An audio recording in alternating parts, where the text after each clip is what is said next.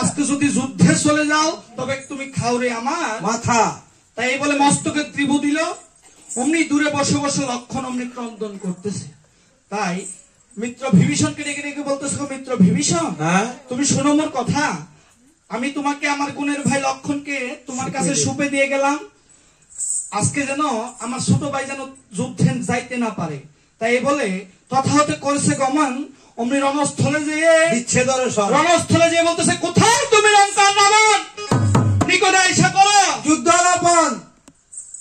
রাম বলতেছে, হ্যাঁ ছোট ছোট কথা কই কিনা, এই যে করো, এই যে করো, আপনি না কইছেন,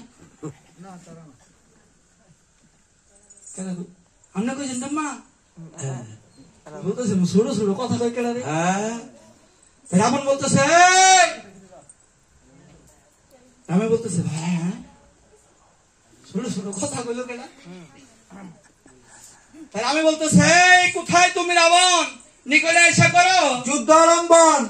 রাবণে বলতেছে, হ্যাঁ আশ্রম হইতে বেবি আসছি জানে, জানে বহুদিন পরে মা দুর্গায় মিলাই দিছে তারে। ওরে আমার পুত্র হত্যাকারী তরে রে আমি বাসুরিন খাওয়াই আমারি বেড়াইতে কি কই গো, বাসুরিন কোন গুলা এখানে কটা কলা বাগো আর ইরি খেতে দেয় যায়।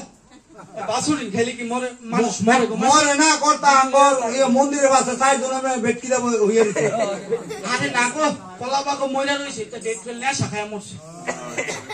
বেড়াই কই বাসুরিন কি হ্যাঁ পূজার সময় যে ডেট ফেল তা খাইছে, এই দুইটাতে ভরে দেখা খাইলে এইটা খাইছে।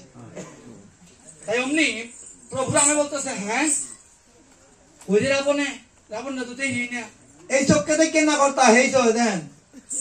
বলতেছে, আরে তুমি রামকে দেখতে পারবে না, যারা নাকি রামকে পায় না ধ্যানে, কত যোগী ঋষিরা রামকে পায় না ধ্যানে, আর তুমি পাইবা রামের এই সামান্য সাধনে। বলি তব ঠাই বালা করে দেখো, ওই যে প্রভু রামে দাঁড়ায় রয়েছে, তাই দেখা যায়। তাই অমনি রাবণ রাজা দেখিবারে পায়, অমনি প্রভু রাম যেন রণস্থলে দাঁড়িয়ে আছে, তাই দেখা যায়। তাই দেখে রাবণ বলতেছে, হ্যাঁ সুখসারণ, হ্যাঁ সুখসারণ রে কোন এই যে রামে আইছে। হ্যাঁ বলি তব ঠাই আজকের এই যুদ্ধে কিন্তু লক্ষণ ঠাকুর আসে নাই, তবে একটি কাজ করতে পারো তুমি, তোমার এই যুদ্ধে যত রাক্ষসটা মারা যাচ্ছে না, সবাইকে তুমি বলে দাও তারা যেন মরণকালে যেন ডাকে যে কোথায় রে গুণের ভাই লক্ষণ, কোথায় রে গুণের ভাই লক্ষণ, আজকে বিদেশে বিপাশে রাক্ষসদের হাতে যাইতেছে আমাদের জীবন। এই বলে যদি তারা তাদের মৃত্যু হয়ে যায়, প্রাণান্তে তারা বৈকুণ্ঠে যে বাস করবে, প্রভুর শ্রীপাদ পদ লাভ করতে পারবে। তাই যুদ্ধে যত রাক্ষস মইলাম মইলাম গুণের ভাই লক্ষণ বইলা, তাই রাম রাবণের যুদ্ধ আরম্ভ হবে। সবাই একটু রাম রাবণের যুদ্ধ আরম্ভ হবে, সবাই একটু উলধ্বনি করবেন, সবাই একটু করতাল নিয়ে আসছেন বাড়ি থেকে, আজকে আনছেন, সবাই আনছেন কোন করতাল, দেহ করতাল সবাই আনছেন তো, সবাই করতাল করতে হবে। করতাল করলে কি হবে, আমাদের দেহে দুইটা পাখি আছে, একটা হচ্ছে কু পাখি, একটা হচ্ছে সু পাখি, আর একটা হচ্ছে কু পাখি। ওই পাখি দুইটা উড়ে যাবে, আর সবাই আমরা করতালি করবো, ওরা মেরে হাতে ধনুক বাহন চড়ায়,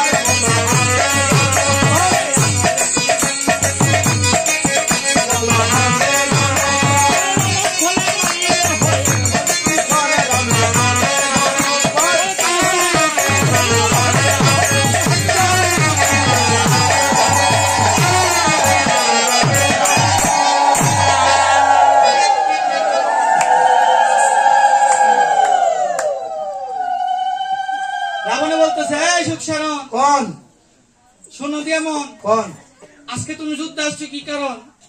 তাই অমনি লক্ষণ, রাম রাবণের যুদ্ধ আরম্ভ হয়েছে, এদিকে রাক্ষসগণ কান্না করতেছে, কোথায় রে গুণের ভাই লক্ষণ, রাক্ষসদের হাতে যেতেছে মোদের জীবন।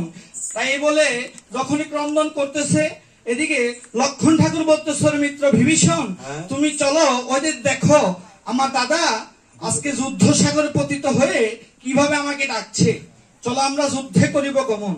তাই মিত্র বিভীষণ বলতেছে, রে গুণের ভাই লক্ষণ, যুদ্ধ বিপাকে পড়ে রাবণে মিথ্যাই করতেছে আজকে মায়া ক্রন্দন, আজকে তুমি যুদ্ধে যেও না, তোমার অকালে মৃত্যু হয়ে যাবে। তাই অমনি যখন লক্ষণ কি করলো, লক্ষণ অমনি মিত্র বিভীষণকে বলতেছে, হ্যাঁ রাবণ